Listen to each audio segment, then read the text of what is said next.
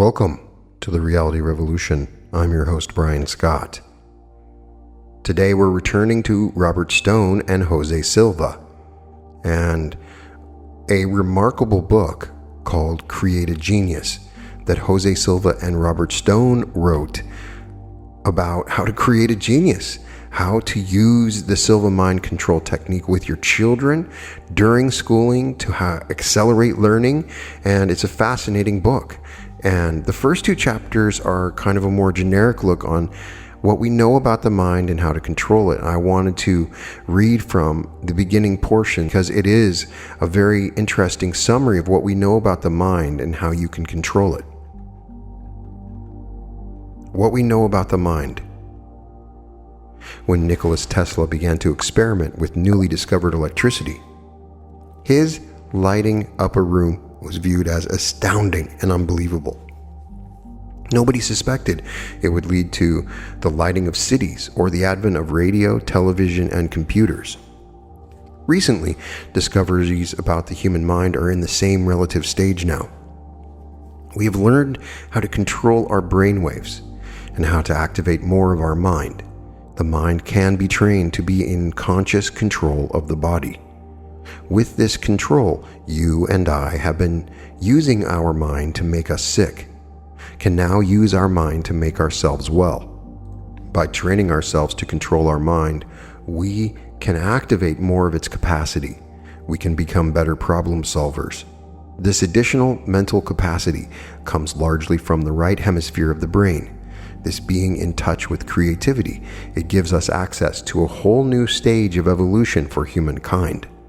So you see, we are now at the same stage in the development of our mind as Tesla was in those days when he used electricity to light up a room. Just as his primitive experiments led to miracles of today's mass media and global communications, which people never even imagined at the time, what we know now about the human mind can transform the world. For instance, Arthur M. has taken a 4-day training that enables him to slow his brainwaves. He mentally visualizes his mother while at this state of decreased brainwave frequency. She lives 2,000 miles away, but he pretends she is in the next room and he sends her love and energy. A few minutes later, the phone rings. It is his mother. "Why are you calling, Mom?" he asks. "Is everything all right?" "Everything's fine," she replies. "You're in my thoughts, so I called just to say hello. How are Anne and the baby?" Even Tesla would be amazed at this. So would Edison. Today's research scientists are just beginning to admit its possible existence. More philosophical scientists today are theorizing explanations such as slowing the brainwaves and activating the brain's right hemisphere permits one to utilize that larger field of intelligence that appears to exist in space. More about this later in these pages, but this mind-to-mind communication is only the beginning. A woman stops her child's bedwetting mentally.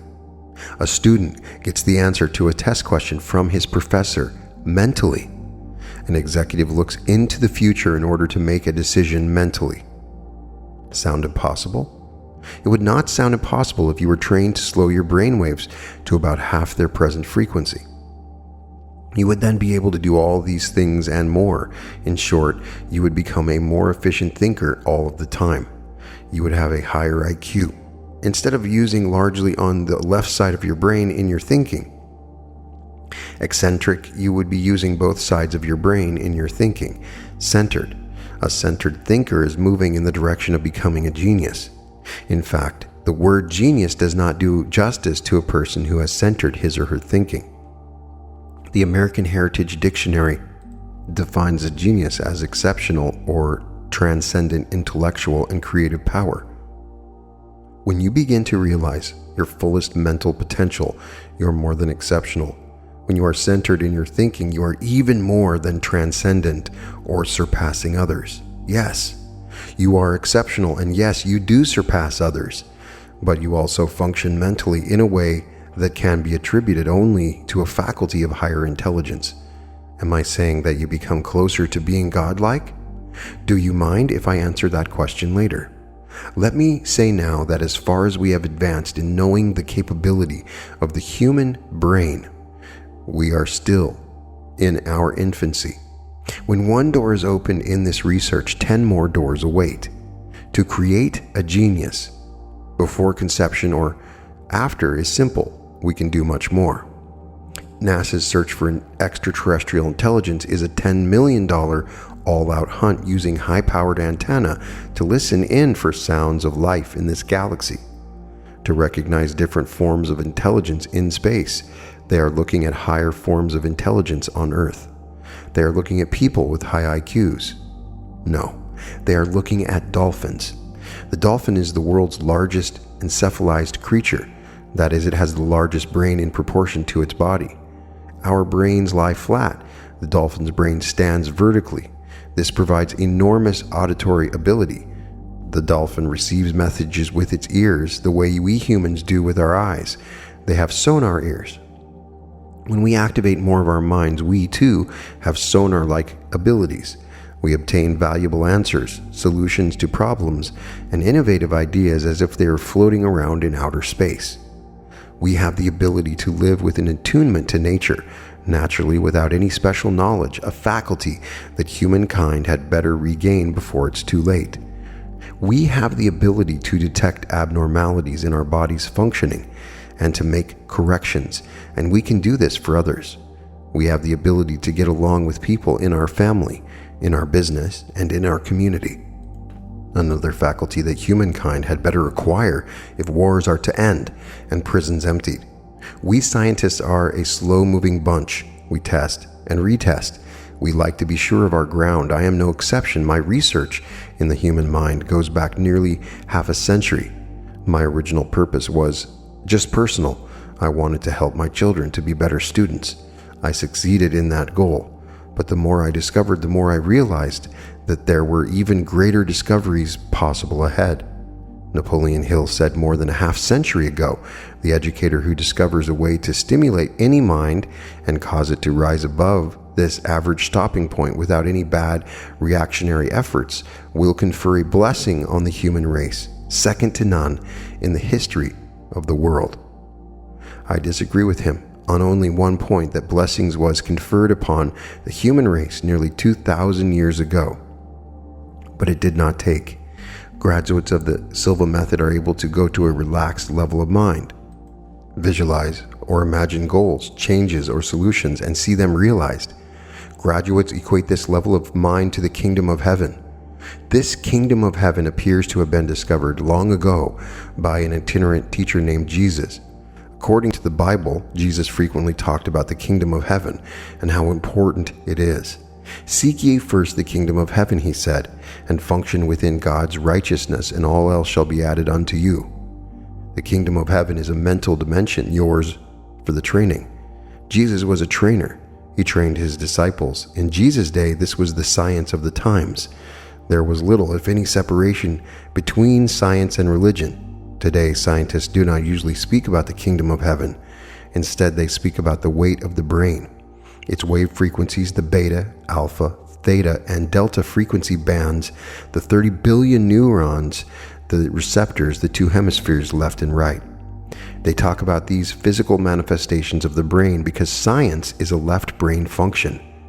I am a scientist, but I also have activated my right brain with my own training, so the pages ahead will be both scientific and spiritual. I can refer to Jesus and other spiritual leaders with the same facility that I can refer to Einstein and other scientists. According to Matthew chapter 23, verse 34, Jesus said, "Behold, I send you prophets and wise men and scribes." Someone who is a prophet and a wise man is equivalent to a genius. Through the Silva method, you learn how to sense, with your mind, the correct action to take to give you the beneficial results that you desire. This is a prophecy, and when you do this, you are a prophet. Through the Silva method, you learn how to make correct decisions, how to sense what other people are thinking, how to sense what other people need. You make more right decisions than wrong decisions. You are, in every sense of the word, a wise person. Jesus spoke of the great value of the kingdom of heaven when he used properly within God's righteousness, and now modern science has proven that he was correct. Children who enter the mental dimension that Jesus called the kingdom of heaven are able to do better in school. Their grades improve. They are more relaxed. They get along better with other children. All this and more has been verified and proven by scientific testing and research and laid out in the pages that follow. But that is only the beginning. Such a child can be admitted to a university many years before his or her peers, and by doing skilled labor or professional work before the age of 20. As an adult, the former child genius makes correct decisions more frequently than incorrect. The adult genius becomes recognized for wisdom and leadership and inevitably leaves this world the better. This book is about how you, as a parent or person who desires to be a parent, can create geniuses who will help to convert our planet into a paradise. You can begin even before you conceive a child if you have already conceived a child, but the child has not yet been born. You can go to work right away. If you already have children and they are below the age of 14, you can work with them. If they are over 14, it is best to have them attend the Silva Method Basic Lecture Series with one of our certified lecturers, or to train themselves pursuant to the instructions in Appendix A. First, a person needs to find the kingdom of heaven and learn to function within it. This is what the Silva Mind Control Method does. The Silva Method helps a person learn to slow down brain pulsing. The brain pulses so many times per second, the way the heart beats so many times per minute. The overall average brain pulsing of adults is 20 pulses per second. Scientists call that beta pulsing. The Silva Method helps a person learn to slow down the pulsing to 10 pulses per second. Scientists call the alpha pulsing or alpha rhythm. The Silva Method also helps a person learn to function consciously at alpha. When a person learns to slow the brain pulsing to 10 per second and learns to function consciously within that dimension, the person will be functioning in the kingdom of heaven. This is the key to improvement of life. From this dimension, your life can be influenced as well as the life of others. It is at 10 cycles per second, as the pulsing is called, that consciousness can function from either brain hemisphere, the logical left brain hemisphere, as well as the creative intuitive right brain hemisphere. When the brain is functioning at 20 cycles per second, a person is using the left brain hemisphere, which is associated with the beta brain function. The brain functions as a generator, causing the human aura to radiate energy. It is a different energy when pulsing at 10 than at 20. This energy can be objective. Objective energy is generated and controlled by the left brain hemisphere.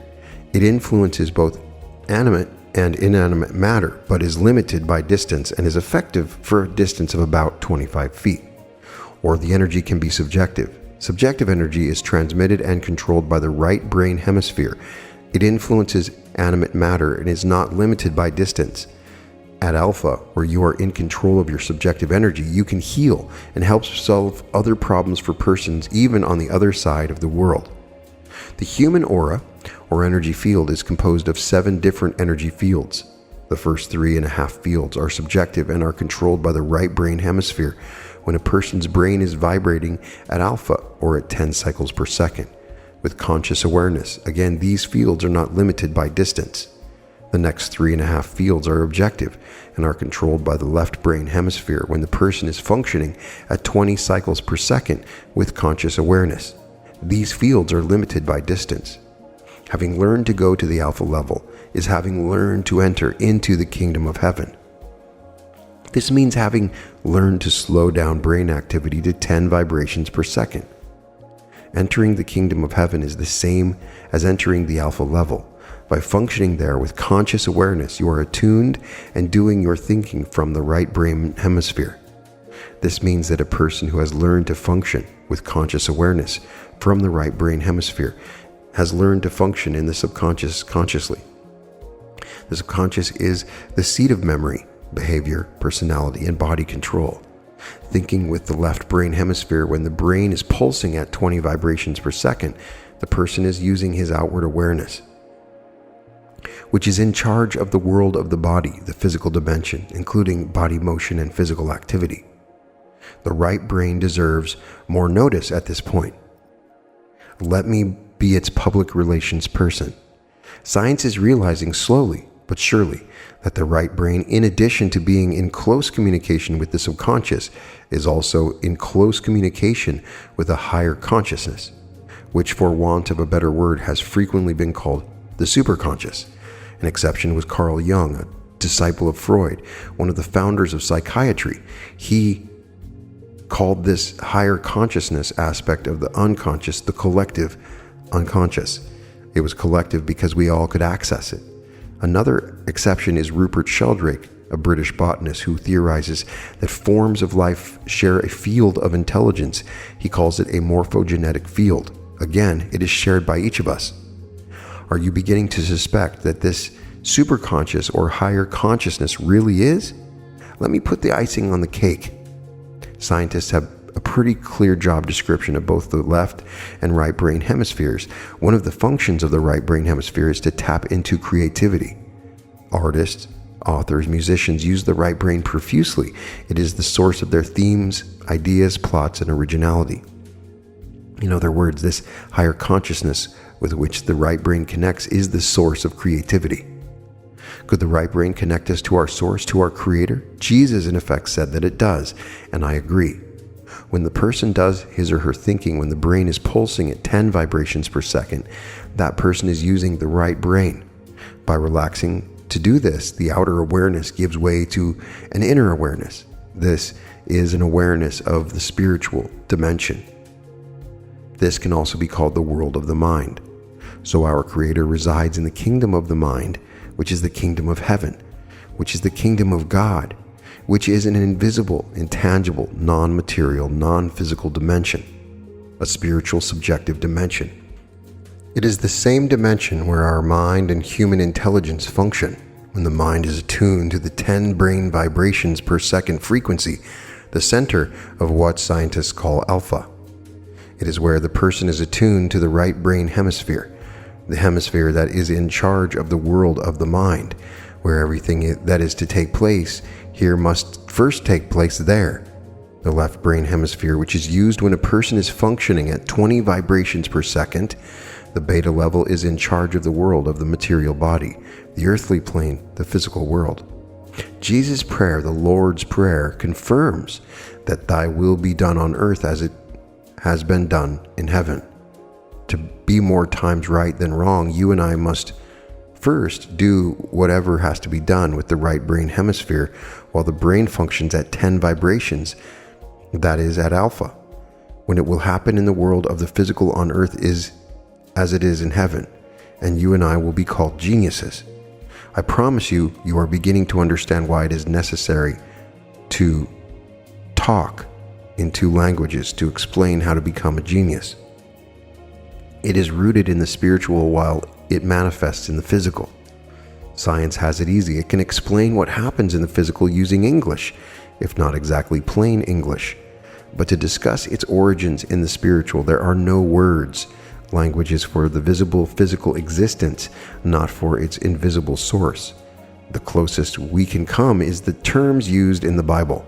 This turns off many people.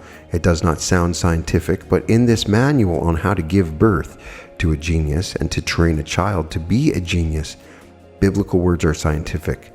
It is an extension of science into what has not traditionally been its territory, the creative realm. So when you read the kingdom of heaven, it is not some nebulous mirage, but a real place in which you arrive. When you follow a simple scientific procedure, and when you read Jesus, it is not some Sunday school lesson, but a real scientific teacher who gave me the direction I needed to find my own way through brain neurons, brain waves, and brain hemispheres into the methodology to create a genius. For more than 1,000 years, science and religion have been at each other's throats. Each has scorned the other, but as scientists have probed to the very depths of the atom and to the very far reaches of outer space, they have been confronted with more and more evidence that points to there being a spiritual basis for the material world. As they moved from Newtonian physics to Einsteinian physics and the quantum theory, they were faced with having to change more than one previously accepted paradigm. Here is one of these major changes in science's concept of the universe. You and I are not human beings trying to be spiritual. You and I are spiritual beings trying to be human. How can we expect to be geniuses if we ignore the spiritual? In fact, the doorway to being a genius is the restoration of our spiritual connection, the right brain hemisphere. I've spent many years investigating and researching the reason why humans continue to make the same mistakes over and over. Here are 10 typical ones just for starters. We make war and kill each other.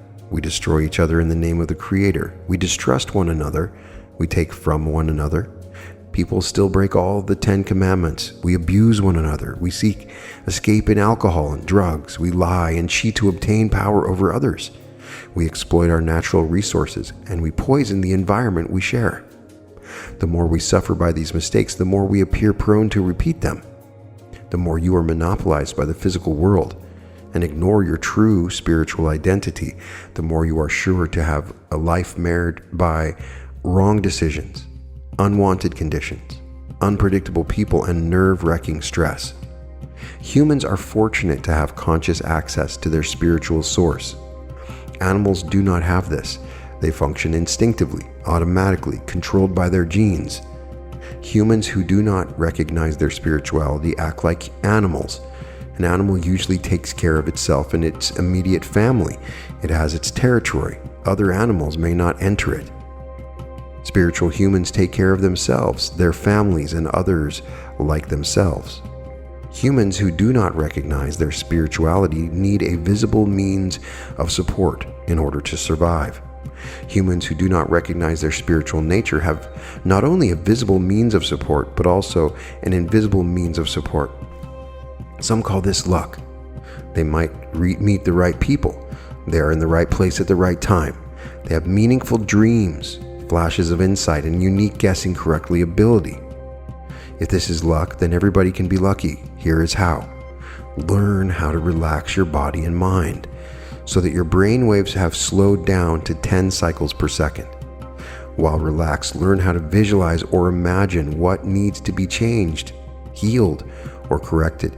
Then visualize or imagine it happening. And finally, visualize or imagine that situation perfect, just as it needs to be. How do you learn to relax and mentally picture in these ways? I've heard that in China, Qigong masters are trained to do this. The training takes 4 years. In the United States and more than 99 other countries, there is a training that takes only 4 days. It is called the Silva method. The Silva method appears to be similar to Jesus' keys to enter the kingdom of heaven. Both methods appear to produce the same results. One develops geniuses, the other develops prophets and wise men.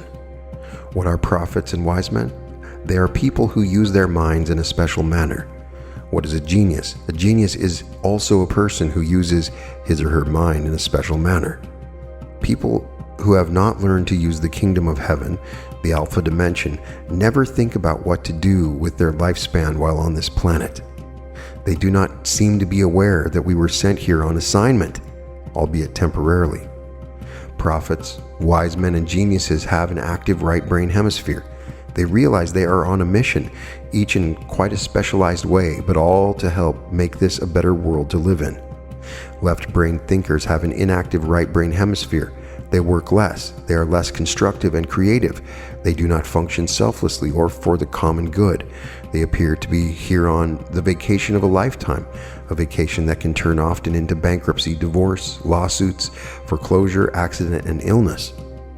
I know a man who held one responsible position after another, not because he was in demand, but because he could not hold a job. He was married 3 times because he could not hold a wife. Then he found what he thought was the answer: bourbon. He drank himself into an early grave. Can you tell me which he was? Right brain or left brain? 90% of the people on the planet are left brain thinkers, and only 10% are right brain thinkers. The 10% are the ones who solve the problems that the 90% create. At that rate, will we ever catch up? No wonder so many things are going wrong. 90% of the people don't know any better. Millions of people are wasting valuable time watching ball games as a way of relieving the stress that they don't know how to cope with. For them, the only escape for their problems is by associating with the hometown team. But these people aren't accomplishing anything. They're just watching other people do things, and the things that the athletes are doing are not helping to solve the world's problems. There's nothing wrong with sports and athletics as long as the things are kept in proper proportion. I enjoy watching sports, but I'm not obsessed with it like so many people are. I don't get depressed if my team loses the championship. I don't feel like I'm a failure if my team loses. We've got things out of proportion. People pay more money to entertainers, to boxers and ball players, stage and movie stars than to scientists who are saving lives and alleviating suffering. Again, there is nothing wrong with using entertainment for relaxation and to enjoy the beauty of the world. I was trained as an opera singer. I enjoy singing, and I enjoy listening to opera, but I don't let that interfere with my work of solving problems. In the area of sex, left-brain people have not yet understood that they should stick to one partner only. Sticking to only one partner prevents the spread of venereal diseases, including AIDS. The prophets and wise men, the geniuses and the right-brain thinkers are free of all these problems because they function with the kingdom of heaven, the alpha dimension of 10 vibrations per second. They function within God's righteousness. In order to explain what could have happened to 90% of the people who have become left-brain thinkers, we need to know how a human being evolves. It is said that the biological body evolves in 7-year cycles, and that the peak of life is 7 times 7, or 49 years. During the first 7 cycles we are gaining. Those are called anabolic cycles. The next 7 cycles after that, which come after age 49, we are losing. They are called catabolic cycles. When a human being is conceived and still in the mother's womb, the brain's electrical activity indicates that life has entered the embryo. If electrical activity ceases in a human brain, that person, regardless of age or body size, is considered to be dead. Since the brain's electrical activity is the key to eventual right or left brain activity, we can do something about a human being's future mental ability, even while in the embryo stage. Parents must first know how to control their own brain's functioning. They can then affect the child's brain activity even before birth. This is a big mouthful for the reader to handle, but there is more. The unit of life energy, or soul if you prefer, that is attracted at the time of conception to enter the embryo can also be affected by the parents. This is not conjecture. This is proven fact. It is probably one of the most important facts of life available to us.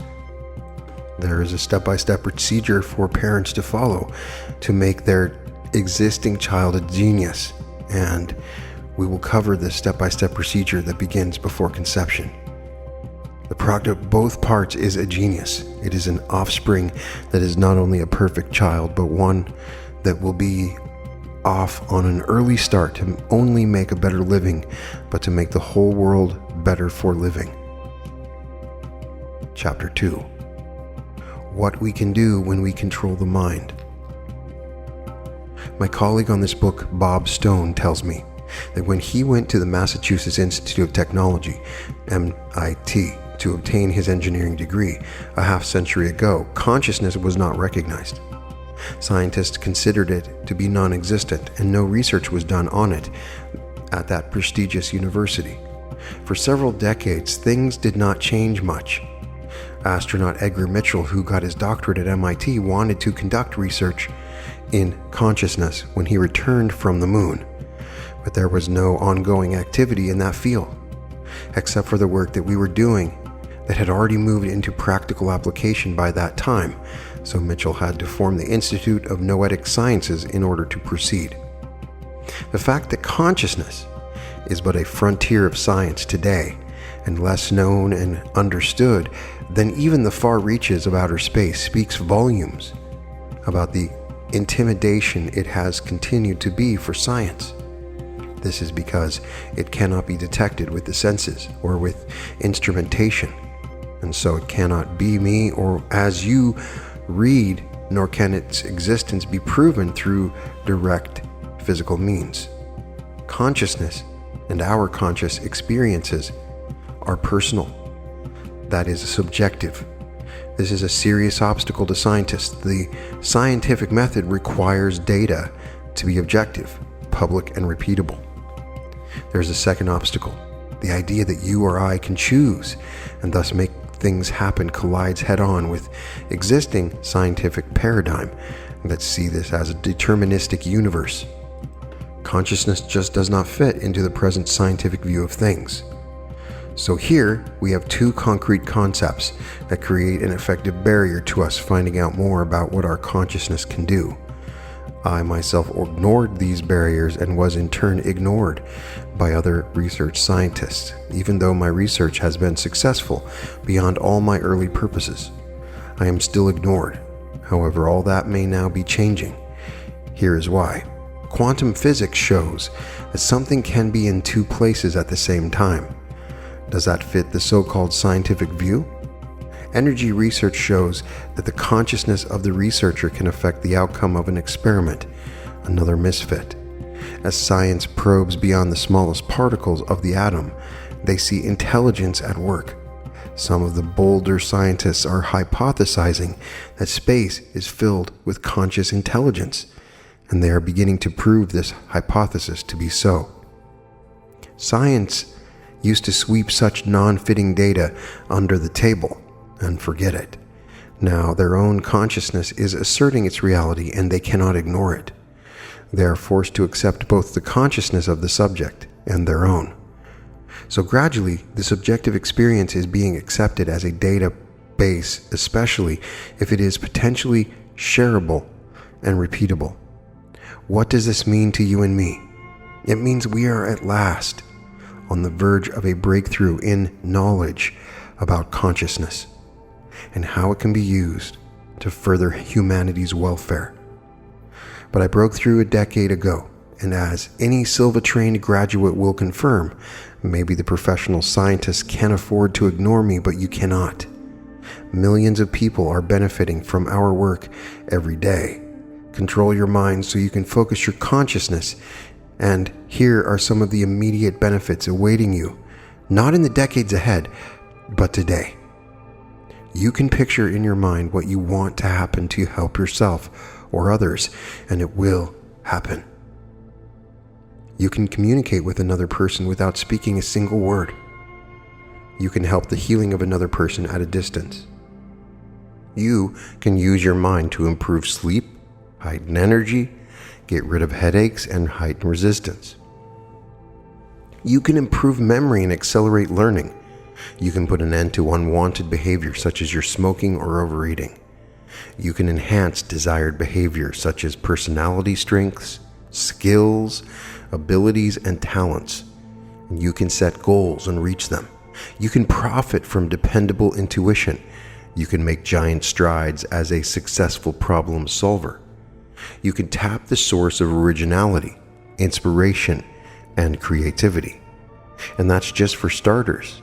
As millions of Silva-trained graduates move into higher portions of responsibility in business, society, and government, it is inevitable that major innovations and improvements must take place.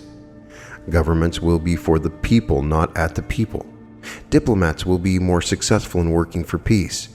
Management and labor will realize that they are on the same team. Prisons will empty as crime, substance abuse, and violence will no longer be palatable to their former purveyors.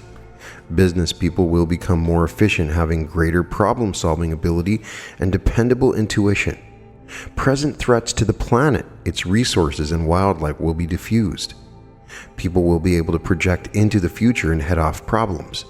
People will be more humane to each other and to every form of life. Students will learn faster and easier using both hemispheres of the brain. Graduates will enter the job market and gravitate naturally to the best job for them. Parents will be able to choose their children before conception and heighten mental ability after birth. Enter the genius. By following these directions, the last item on this look into the future will become part of your present. Undoubtedly, there will be books written on all of these impending benefits to humanity. But meanwhile, you can create a genius, and if you can, you must. Humanity's survival is in the balance. To create a genius, you yourself must become bicameral in your thinking. That is, you must be able to use both brain hemispheres. One way to do this is to take the 4-day Silva training. It is available throughout the United States and in 100 other countries. If you cannot locate it near you, contact Silva International. You can also give yourself the training. This takes much longer and is seldom as successful because you are not a certified Silva trainer. Step-by-step instructions to activate more of your mind without help of Silva trainer appear in the appendix. May I take a moment to brag about the Silva method? This is not my own self-evaluation, but these are the facts and what thousands of graduates tell their family and friends. The Silva method is based on decades of sound scientific research in the mind and its manifestations of intelligence. Its methods are simple and its lifelong benefits comprehensive. It has been effectively administered to millions of men, women, and children around the world and in all economic, social, and ethnic backgrounds, in ages 6 to 96. When given to students, the Silva method training has provided new tools for study. These have increased levels of concentration, heightened self-esteem, raised IQs, and improved grades. Employees of major corporations have used the training to improve the skills of key personnel among executives, middle management, and sales. Illustrious graduates include Eddie Albert, Alexis Smith, Susan Strasberg, Vicky Carr, orchestra leader Doc Severinsen, Shakti Gawain, author of Creative Visualization, Wayne Dyer, author of Real Magic, and Richard Bach, author of Jonathan Livingston Seagull. Shakti Gawain writes in her book Living in the Light these comments: "The most important technique I learned in the course was the best technique of creative visualization, relaxing deeply and then picturing a desired goal in your mind exactly the way you would like it to be. We all do create our own reality."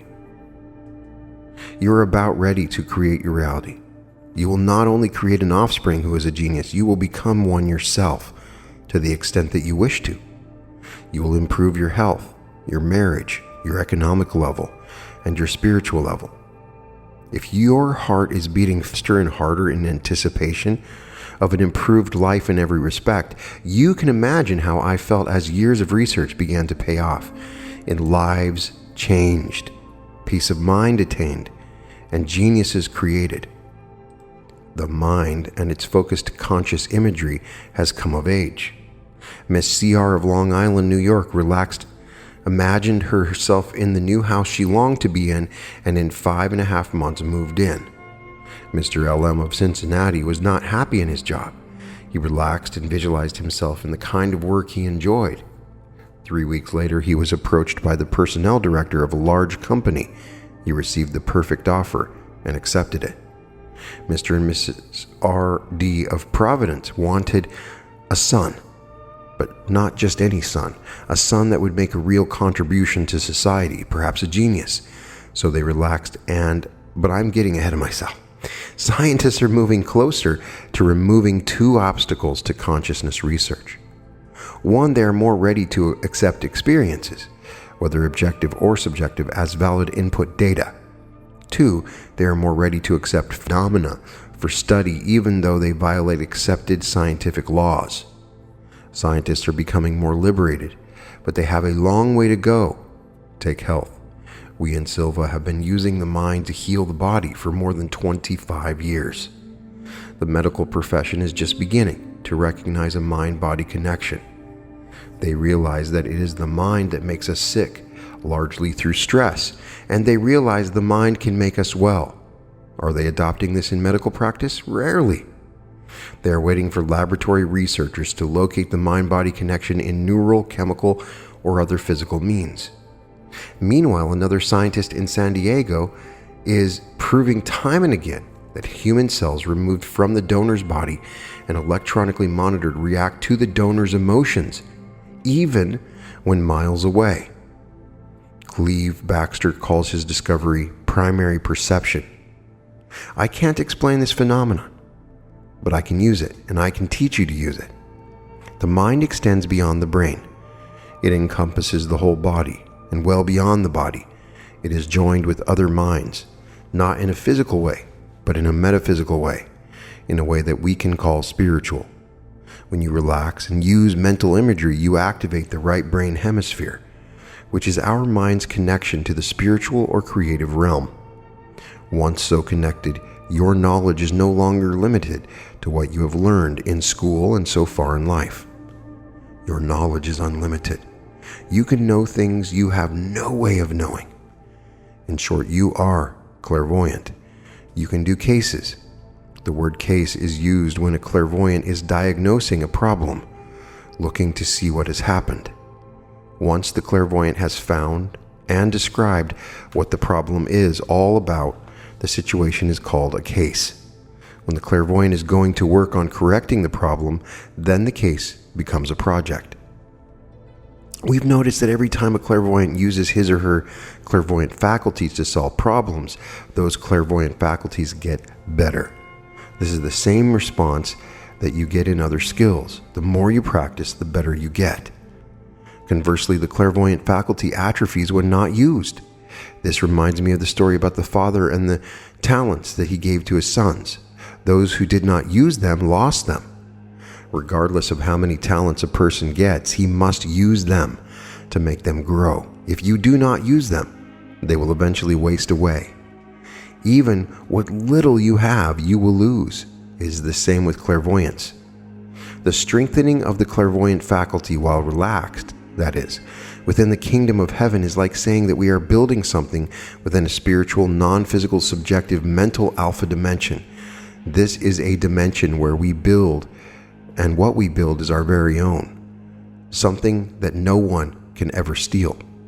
The individual who learns to use the right brain hemisphere and develop clairvoyance is compared to the individual mentioned by Jesus who built his house on rock. When the rain fell and the floods came and the winds blew and beat against that house, it did not fall because it was built on a solid foundation. Create a genius, and you are creating a person with similar strength and unassailability. Anyone who hears the Silva message about developing the use of the right brain hemisphere and does not do it is one who builds his house on sand. When the rain and floods and winds beat against that home, it is destroyed. Using only the left brain hemisphere to think with is comparable to the individual who builds on sand. Learning to use the right brain hemisphere to think with is comparable to the individual who builds on rock.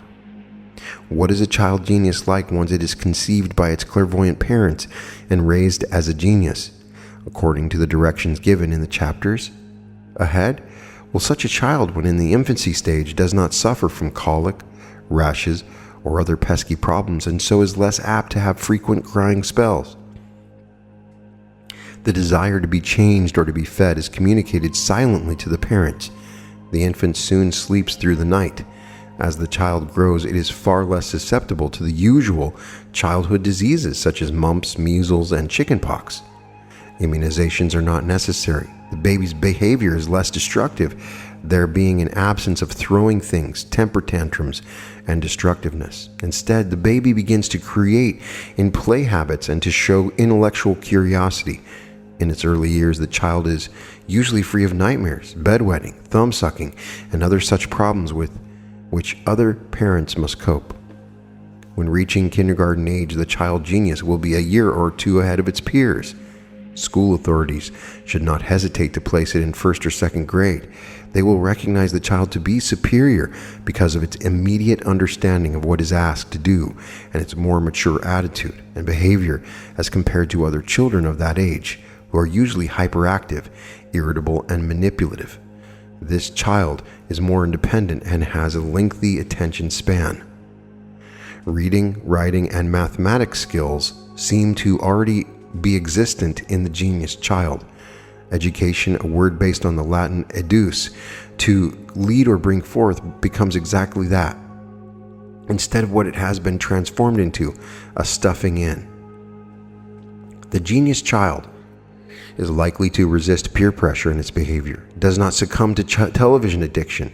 There is no experimentation with tobacco, alcohol, drugs, or sex. It is free of the devil-may-care attitude that leads today's youngsters into minor crimes, cutting classes, and eventually dropping out.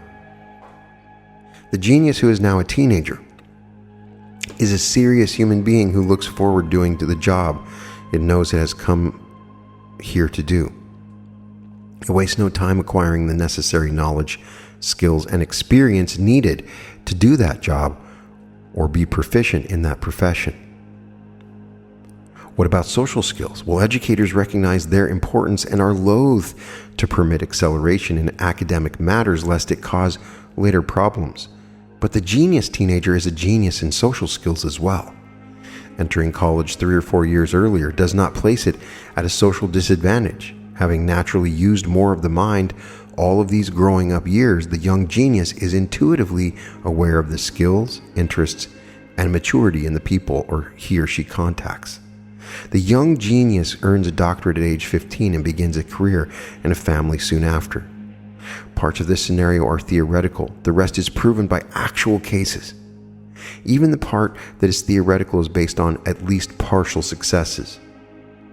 When I found that relaxation slowed the brainwaves and gave one more control over what were assumed to be uncontrollable physical functions, I did not spend 10 years trying to find out why. Instead, I used it. I used what I learned on my children to raise their marks in school. When I found that visualization and imagination at this relaxed level activated the right brain and produced clairvoyance, I did not spend 10 years trying to find out why. I trained scores of volunteers to become clairvoyants and to be able to look into the future, to head off problems and to detect information miles away to solve problems. Do you want to create a genius? Before you start, do insist on a scientific explanation of what kind of energy is the energy of consciousness. Then you will have to wait the findings of the psychotronic researchers. They have been studying the problem since they adopted that nomenclature in Monte Carlo in 1975. Do you insist on knowing the mechanics of how the human mind can program, attract, and create? You've probably got an even longer wait. Do you insist on knowing just how a clairvoyant can transcend space and time? Or how help can be attained seemingly from the other side? Or how intelligence can become superhuman? Forget it. You will probably not live that long. Wait if you want. The rest of you, follow me. Can you now see why it is useful to refer not only to scientific explanations, but also to biblical references and statements? In creating a genius, we are creating a human being that is much more closely connected to higher intelligence. Science has barely recognized a higher intelligence, and even so uses different terms to describe it. In biblical days, humanity was closer to where it came from. It knew more about higher intelligence than science knows now.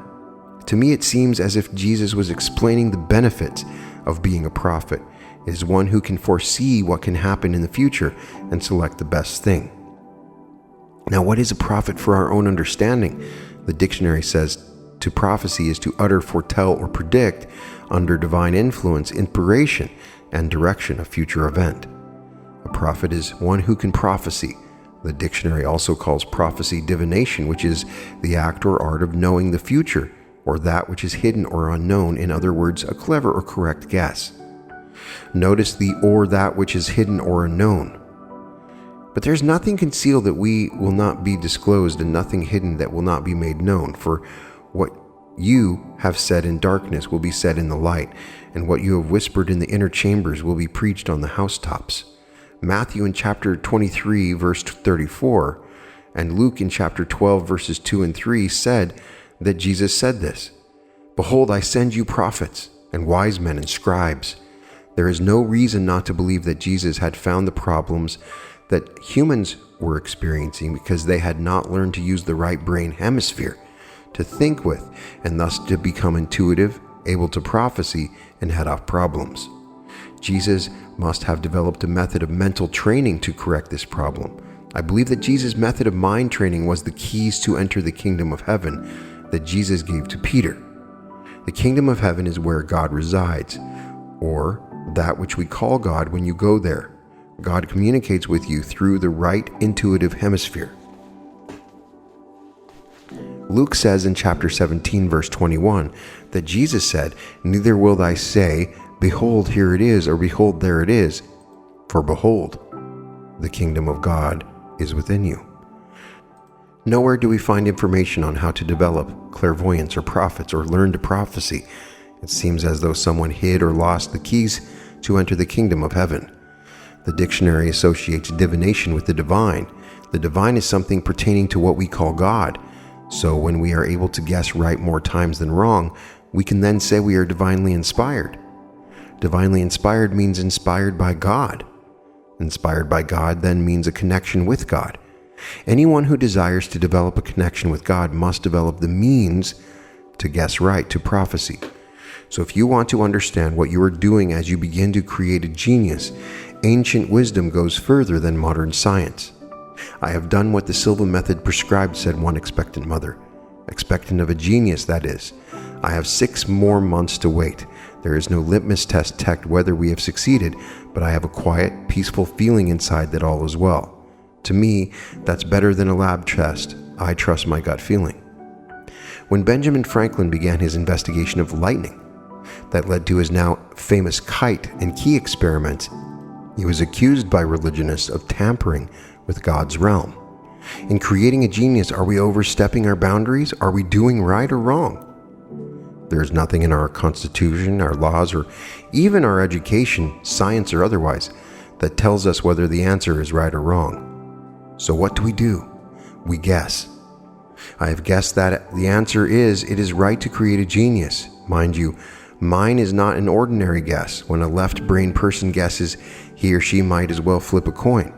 When a person who has the right brain going guesses as I do, that person has help from a larger mind, a higher intelligence. When we are godly inspired, our guess is right. When we are not godly inspired, our guess is governed by chance. It can be wrong. When a guess is right, we are godly inspired. When we guess wrong, we are not godly inspired. So wrong is not desired by God. Only right is desired by God. God being the creator, it is easy to understand right from wrong. Right is to create and wrong is to destroy. Alleviating suffering is constructive. It is right. Causing suffering is destructive. It is wrong. What all humans should be doing on planet Earth is being constructive and doing what is right. For humanity to survive on planet Earth, humanity must establish a connection with God.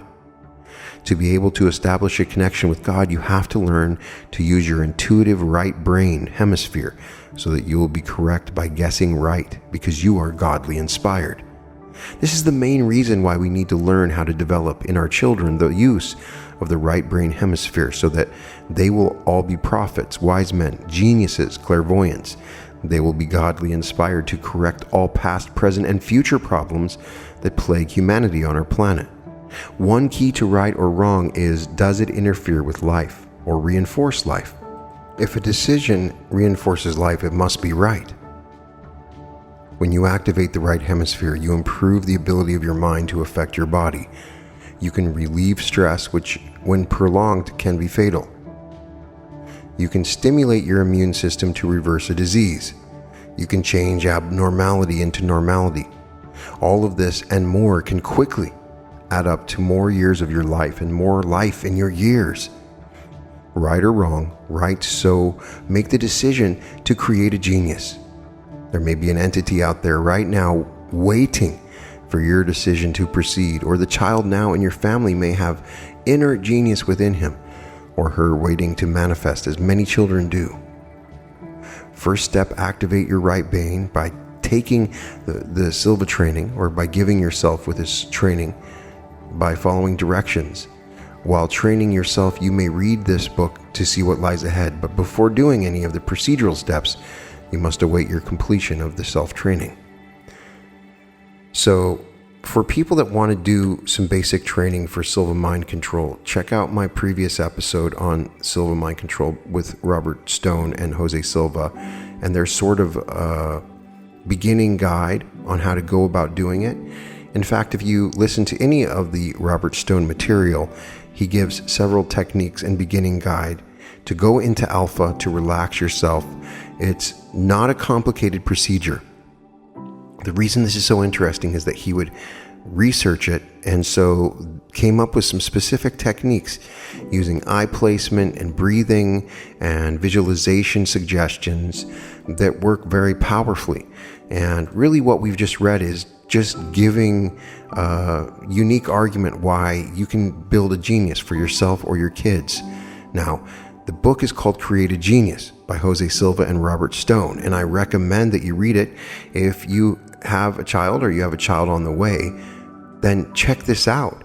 And it has chapters on a variety of different things that you can use in creating a genius that you might find super interesting, that I found interesting. And what you need to know to create a genius, how to start the process of creating a genius, continuing the process of acceleration, what parents must do before and after birth, procedure after birth. There's some interesting things in here, an appendix which really has some specific trainings that you can do. But overall, you can find it in the materials that we've already done and the additional books that we've already talked about. The Silva Mind Control for Business Managers has a chapter that really discusses how the Silva Mind Control method works, and I have put that on a previous episode. But Silva Mind Control is so wonderful because it's kind of merging science with Neville Goddard, because all Neville Goddard talked about was imagination.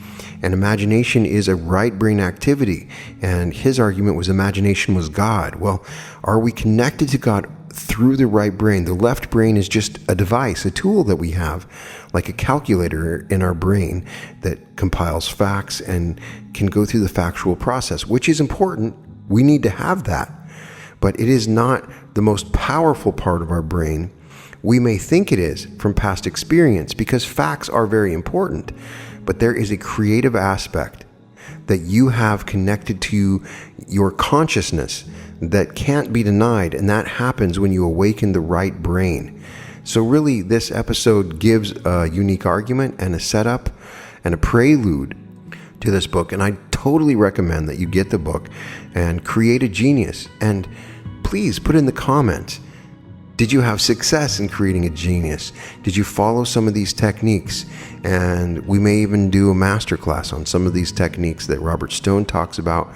If anybody's interested in that, if anybody has a child that they want to teach on how to use their mind, this book is a really good starting point.